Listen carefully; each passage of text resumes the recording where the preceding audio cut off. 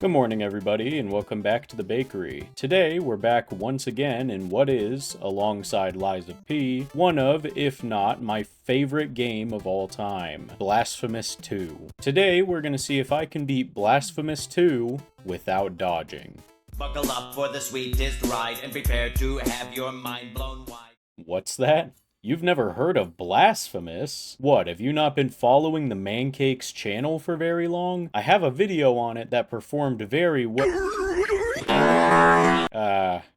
Okay, maybe it didn't do as good as I was hoping for it to. That doesn't change the fact, though, that that is a crime that you've never heard of it. I absolutely adore Blasphemous. Its art, levels, gameplay, designs, and above all else for me, oh my God, the music. I've said before in a few videos that music is one of the most important things for me in a game, so much so it's second only to gameplay. And Blasphemous 2 easily has the best soundtrack I've ever heard in a game, only rivaled by Shadow of the Colossus. Carlos Viola really outdid himself. Enough of my glazing though, you're here for a challenge. What does quote-unquote without dodging mean anyway? Well, in the first Blasphemous game, you have a variety of movement options. These being walking, of course, jumping, and sliding, with the slide doubling as a dodge. A lot of the movement puzzle solutions in the first game come as a result of items you'll find later in the game, not granting you new avenues of movement per se, but allowing you to utilize your environment in different ways. Blasphemous 2, the game we're running today, functions in much the same way. However, the movement has been expanded upon to include a double jump as well as an air dash, both of which also add to your roster of evasive maneuvers. These lead to fun, complex platformer gameplay in the open world, and intense, challenging battles in boss encounters. Can you guess what the premise of the challenge is now? Yep, we're throwing that out of the window. So, here's the rules. We are not allowed to slide or air dash if it's within the context of avoiding an attack. The Blasphemous games include a lot of platforming puzzles where these skills, as well as the other ones, are necessary to progress. So this rule only applies to boss fights because it would be kind of hard to consider it outside of the bosses. Because of that, though, there are 3 methods we have to avoid attacks, other than just moving out of the way, of course, because you can't do that for every attack. These 3 methods are jumping, ducking, and there is actually one more evasive maneuver that I neglected to mention, which is the only one we are allowed to use: the parry. Every weapon but my favorite starting weapon in the game, that's usually how it works out for me with this kind of thing, has a parry skill, which we will absolutely be utilizing. Otherwise, everything else is allowed. We're allowed to use any weapon we want, we're allowed to gather and use any character and weapon upgrades, and we can use any spells we want. Our goal is to beat the game, so with that, we're facing a choice. There are 2 weapons in the beginning that start with a parry: Sarmiento y Centella, which are a rapier and parrying dagger combo, and Ruego al Alba, which is a scimitar-esque weapon. Luckily for you, I've already made our decision for us. Since we used the rapier in the last challenge, we'll stick with the scimitar, and with that, we're off. I've never actually used this weapon. I'm a fan of the big-ass ball and chain hunk of metal on a stick. That's as far as starting weapons go, though. My favorite weapon in the game, because there's actually 4 if you have the DLC too, is the Mea Culpa from the first game. But considering you saw the 3 that are in the beginning of the base game, you can probably gather that that is the 4th DLC weapon. What's interesting, though, is the Mea Culpa being my favorite weapon means even though I haven't used this weapon, I already have some familiarity with it. In this game, the Mea Culpa is most similar to this one. So I'm actually pretty confident in our use of this weapon, to be honest. Especially since we're allowed to upgrade it. God, that made the unupgraded rapier challenge a living hell. Here's our first boss, though, the faceless one. Okay, we got to get a feel for how this run is going to go with this fella, and let me just say, God Damn, this is going to be a lot harder than I anticipated. One of the main drawbacks of using a parry in this game, especially in the context of a boss fight, is that a lot of attacks still push you backward, a rather considerable amount. This does become less of an issue later in the game because there are a few skills that we can unlock to negate this, but at this point in the game, it really just makes hitting the boss difficult in and of itself, because we also can't walk fast enough to close the distance before he jumps, really. Now that I'm done explaining that, though, give me a second. I gotta get my notebook out from my packed things.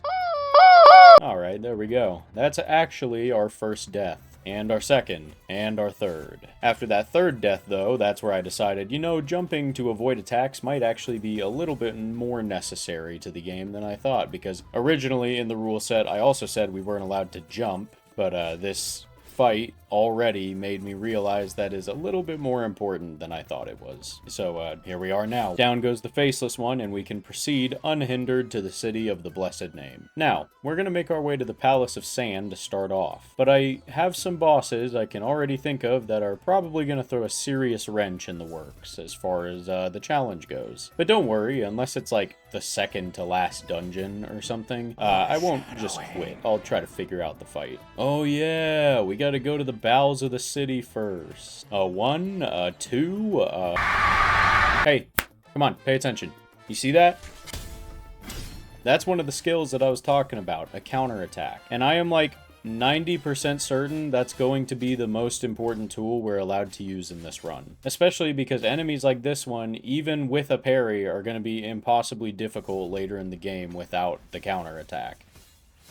I digress, though. This here is Grady, short for Green Lady. I also just completely lied to you. It's actually Yerma. We are allowed to utilize Yerma's help in our journey, as she offers help with a couple different bosses. The reason I say it's allowed is because the way that this game functions with that quote-unquote summon is pretty different to Dark Souls, and regardless, the main point of our run is to beat the game without dodging. There's no restrictions on our weapons or attacks or anything like that. In fact, it's a good thing we met her too, because now we have access to our first real parry ability. Now, if we parry correctly, we'll automatically counterattack with a massively powerful swing that hits multiple times. Isn't that sweet? I love when my game does stuff for me. Oh, we also got our first traversal ability, the Ivy Ascension. Give me some webs and I'll be ready to act in the next Spider-Man movie. So, after using it a few times, I've noticed that the timing on that special counterattack is actually really generous. The skill description says parry at the last second, but I haven't been able to see a timing difference between that and the regular parry. I'll take every bone I can get, though.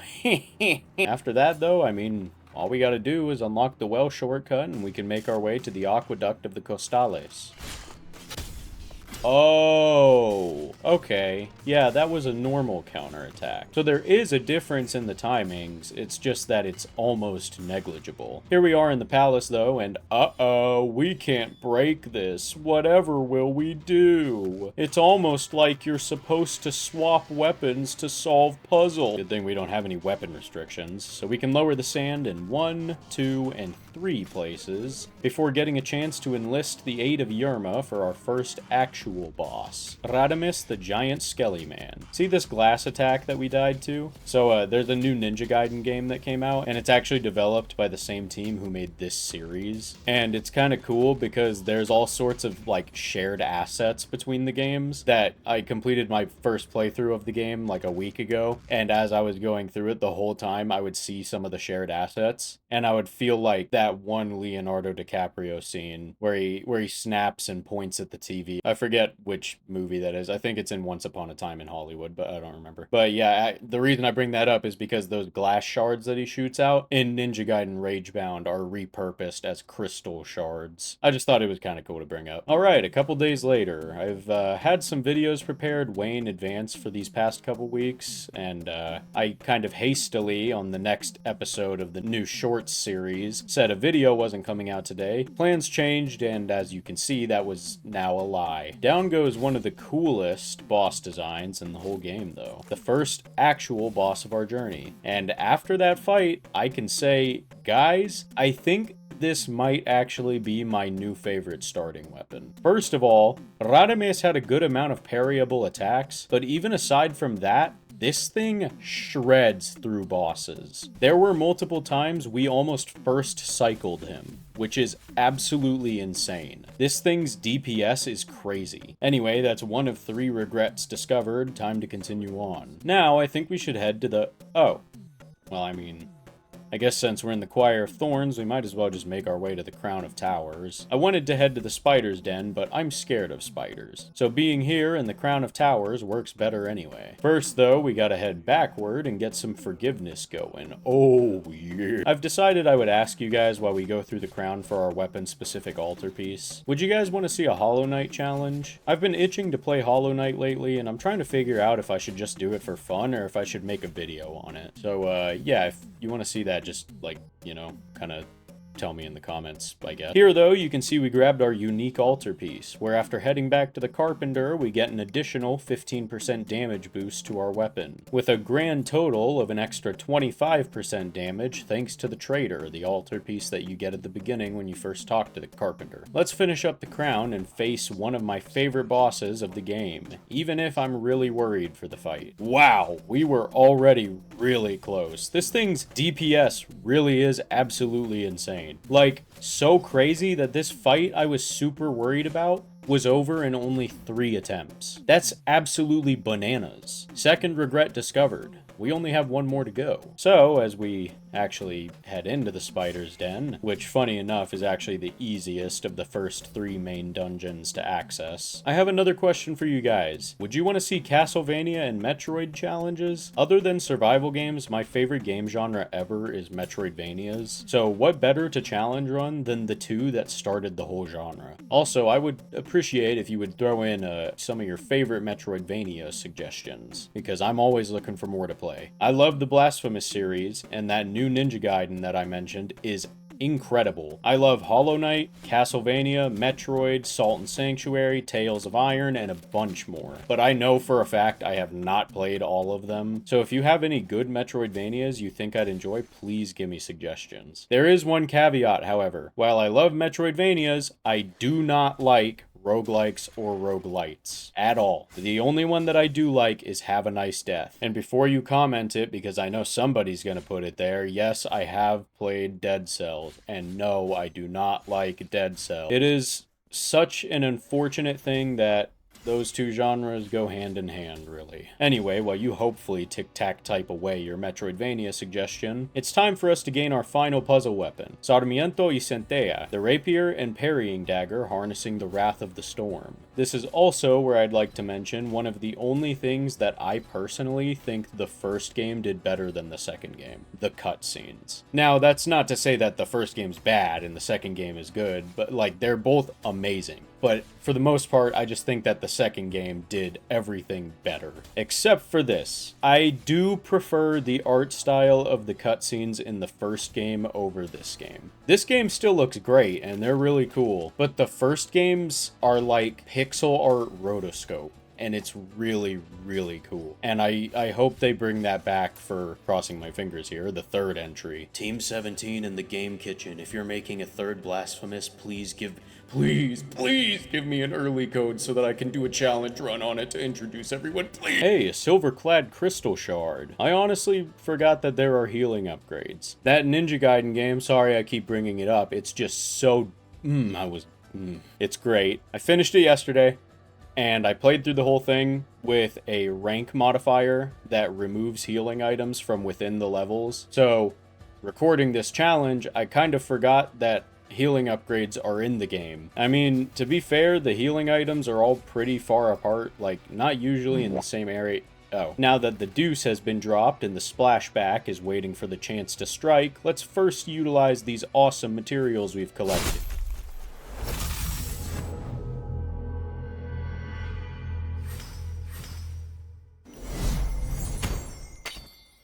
Well, that works too, I guess.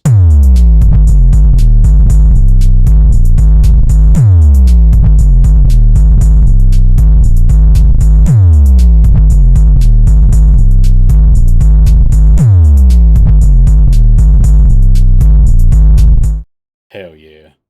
So that's the final guardian of the Regalaxy, and after moving through elevated temples, the finest of honeys tells us that before we have the privilege of visiting the Chapel of the Five Doves, we need to dive into a callback of the first game, one that puts literally half of the Dark Souls 3 areas to shame. I wish that was a joke. Mother of Mothers, once full of light and resounding chants, now decrepit and rotting, darkened by the abyss of despair and negligence. In this area, after we listen to the whispers of the past, my great guilt. God, the Penitent one really rivals Batman in his aura farming. We stumble across another one of my favorite bosses, someone who really reminds me of Kamaji from Spirited Away for some reason. This boss is also the first one who was really giving us trouble, and showing us just how bad not being able to dodge really can make some of the boss fights. Although, I will say, I think the only reason I was having trouble here is because I was trying really hard to use our Super Blade, even though that removes our block ability. And without a dodge, the block is incredibly important, not just for this fight, but for the whole game. And you can actually see that once I realized that, despite it still being a pretty close victory, I mean, like, look at this. I'm SpongeBob.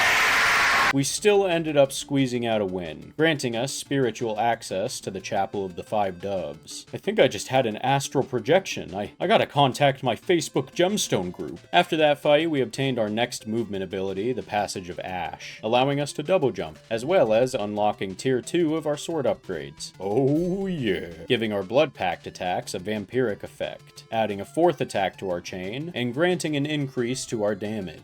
So, after reaching the City of the Blessed Name, I'm done for today. We've made some fantastic progress, so we're good. So today started with my sleep-riddled mind attempting to remember what the first dungeon we need to complete at this point is, where I swiftly recalled. Wait a minute.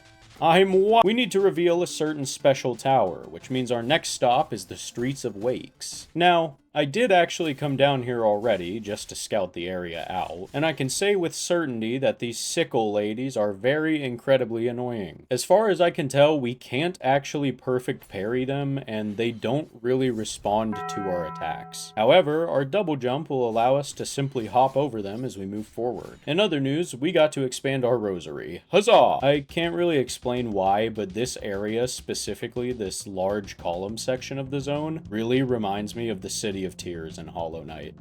I think it has something to do with the similar coloration. So it was at this point I realized, wait a minute, we don't need to be here, and we should have made our way to elevated temples something like 20 minutes ago. Coming here, though, did mean a health upgrade, so there's that at least. Alright, with our brand new cloud in a jar, we can finally get to the upper reaches of the towers, allowing us to snuff somebody's life candle and experience the canon Metroidvania event of dropping down a chasm that you couldn't see from above, being yet another example of how falls and fall damage in general is the #1 killer of mancakes in any game ever.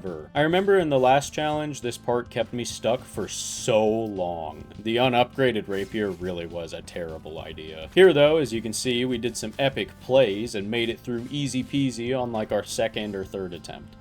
Finally making our physical presence known to the Chapel of the Five Doves, and reverse ectoplasmic jizamaruing the Basilica of Absent Faces. I was trying to figure out how to rework substantial and tangible so I could say something along the lines of reverse etherealize, but I decided that was boring and hard, and I used an absurd term instead. Here's an empty receptacle, that means we get another healing drink, and this is actually the point where I decided I'm done recording for today because my friends and I are gonna go see Superman.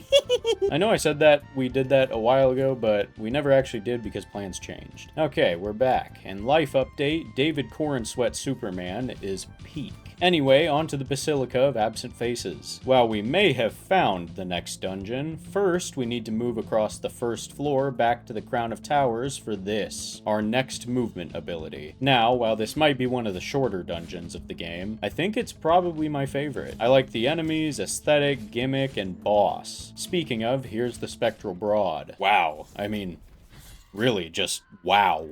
I was really expecting not being able to dodge to make this a lot harder, but this is so much easier than the previous Blasphemous 2 challenge. While the last challenge was no upgrades at all, and with the rapier, I was at least allowed to dodge, and I thought that meant it would have been easier, but whoa. That's another dove freed. Speaking of doves, did you know that doves are actually some of the only birds that suck up their drinking water instead of scooping it all up into their beak? What's even more impressive is that according to Wild Birds Unlimited, this method actually allows doves to drink their total daily water requirement in about 20 seconds. Additionally, mourning doves have feathers that act like a lizard's tail, quickly being released or pulled out to allow for a speedy getaway in the event a predator sneaks up on them. Doves, all types of doves, are also closely related to pigeons, as they're both part of the same family. What's interesting about this fact to me is that despite being part of the same family, pigeons for the most part are actually considered cleaner than doves. I know, wild, right? Pigeons actually bathe regularly and clean up after themselves around their living space. It's also thought that their living conditions in urban environments have allowed pigeons to develop resistances to diseases and plagues that other birds don't have. Little bit of a bonus fact here for the pigeon, they are also incredibly friendly and docile. Finally, doves actually die far more to natural disasters and predators each year than hunting. It's thought to be almost 5 times more common for doves to die through these ways than through somebody hunting them. But there are about 4 million of them annually, so it's while doves may not be endangered, plenty of other animals are. So if you're feeling generous, please visit the World Wildlife Fund and donate to animal preservation efforts today. I know we've done a lot of birds recently. I promise animal cookies isn't just birds now. But now that all the animal cookies have been eaten, here we are in the Sea of Ink. More specifically, in the Sunken Cathedral. If we are talking strictly aesthetics, then this is my favorite dungeon. But it's really hard making that decision anyway through the whole game because it's all so good. Throughout the run, I've noticed a lot of, for lack of a better term, fatality animations have been added, which I'm super happy about. On release, every enemy had the same animation.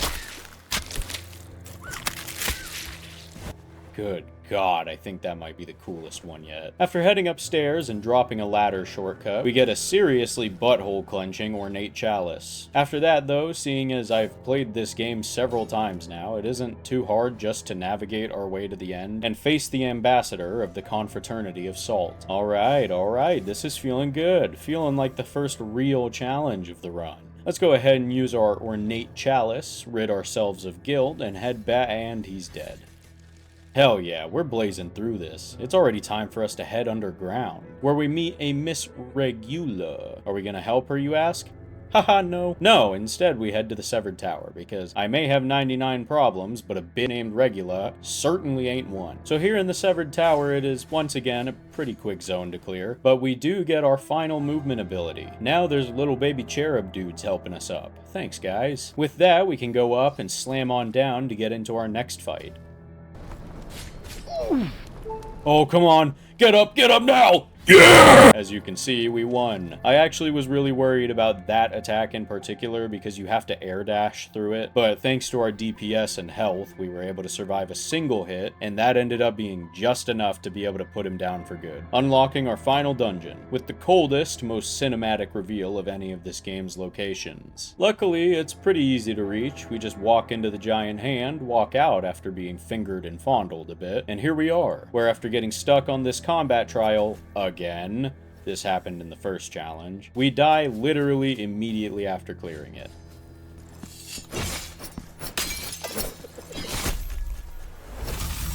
Time for this place's really cool gimmick. This dungeon also easily has the best music of all the dungeons. Not the best song in general on the soundtrack, but as far as the ambient tracks go, oh yeah. So we've made it to the boss room, but we've got some navigating and puzzle solving to do first. Yerma is going to die. I'm not going out of my way to grab the oil she needs because my laziness will lead to the death of millions one day. On another note, here's the lady we needed to find. And if I'm being completely honest, I have no idea what the symbolism here is, but it's sick as hell to watch. Like I said though, Yerma's dead, and we get to fight the boss that I have easily been the most worried for in this run. There's reasons. You'll see why in about 3, 2, 1. Yep. That right there. That's unblockable. just like I thought it would be. Alright, so the next day I spent a little while trying to end this fight, but I'm fairly certain it is just completely impossible without some kind of exploit, really good luck, or failing the challenge. I would love nothing more than to continue trying to complete the fight, try and detect the sarcasm in that statement, but I started a new JOB recently, and it's been taking a lot of time away from recording and editing, so unfortunately I gotta stop it here. But that means that we could not beat Blasphemous 2 without dodging.